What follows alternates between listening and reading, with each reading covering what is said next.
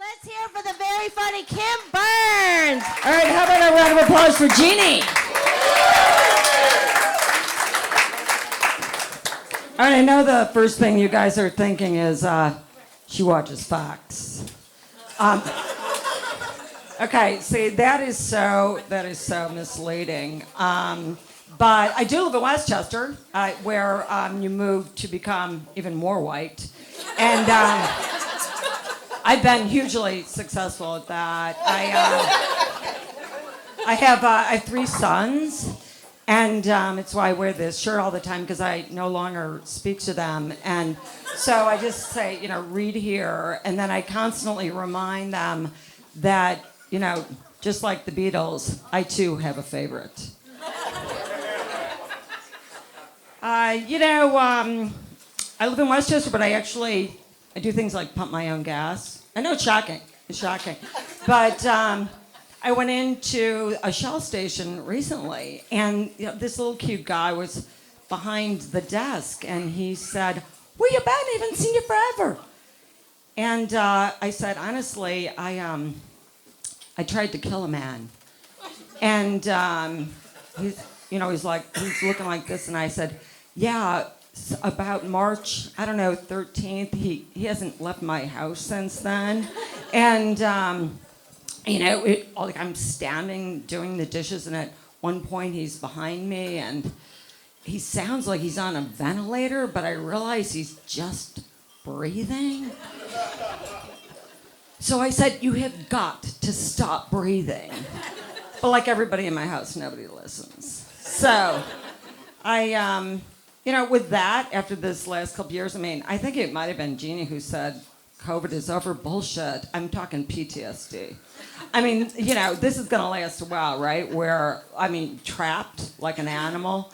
And I stopped being a people pleaser. I said, I just can't do this anymore. Women do this more than men. I don't know if you guys can agree with this, but women do. Although I did come down on the subway and I did see a man pleasing himself. Men are people too, but then, when I was thinking about all the people pleasing, I don't know if you guys saw this, but Anthony Weiner's back. When you're just picturing people pleasing of that ilk, but women are the type that if you get drunk at a party, you don't leave your house for a month. And this guy just waltzes right back into sight. It's amazing to me. Anyway, so where are my anti-vaxxers? Okay, I think, we shouldn't be so shy about that if COVID's over. But, no, I was really big on all sorts of vaccinations. It's like, polio, smallpox. I got that HPV one for preteen sex, just in case I got some. And then I went in a couple of weeks ago to get the booster. And, the pharmacist, he turns to me and he said, so, take your pants down. And I said, well, I thought it, went in the opposite arm. And he goes, I know, I just want you to take your pants down. So, all right, so you had to bend there. It was no special. You gotta reward yourself with, when somebody's that interested. But, anyway, so this whole the crazy COVID thing, like I said, I still am having flashbacks of people washing boxes from Amazon before they brought them in their house. And I had some shit come from Amazon. Who had time for that? But in fact, I started thinking about it the other day. It's Amazon Prime. Amazon. What is special about Amazon Prime? Inmates have Amazon Prime. Monks in foreign countries you've never heard of who have sworn off all worldly goods have Amazon Prime. But there was a report recently that as they're trying to do this post-COVID thing about who's buying what, because you can go out now. And it appears that blow-up dolls are on the wane. And they talk to men because oddly enough, it's men who are the main purchasers. And This one guy said, I don't know, it's just too much, another mouth to feed. And another guy said, I should have held on because, before I would just get so angry because she couldn't keep her mask on because she didn't have ears. And then another one just said, I couldn't stand the heartbreak. I went to get her vaccinated. Pop.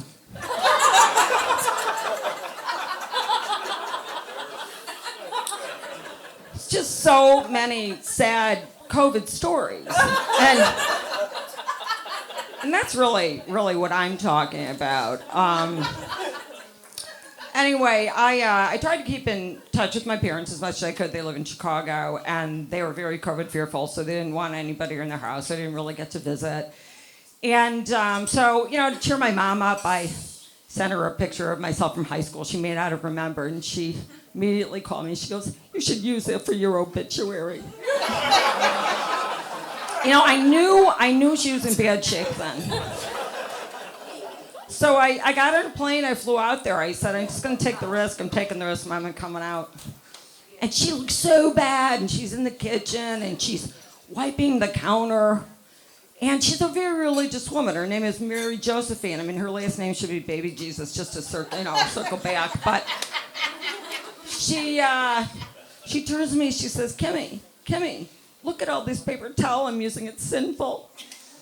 I go, Ma, taking wads of paper towel and stuffing it down somebody's throat till they choke, that's sinful. And she was losing sight of reality. And or you go down to the bounty picker upper factory and you set the place on fire. That's sinful. Anyway, so, my poor parents, it's like, I don't know if you guys had this, but, you always showed such respect, right? I don't even think I knew their first names until I was, in college. Forget it. Either it was Mom and Dad or just, Mr. and Mrs. Richardson. That was it. But, on the other hand, I got the 3 boys, right? And no respect. 0. This is why I don't talk to them. So one time, one of them comes in and he says, hey, I was looking through Dad's dresser. And I'm thinking, did you even go in your parents' room? No. So I go, yeah? And he goes, well, I found a dildo. I'm thinking, okay, all right, teaching moment. So I said, actually, son, it's a vibrator. And he said, does that mean Dad's gay? I said, no, sadly, it means he's lazy. Thank you.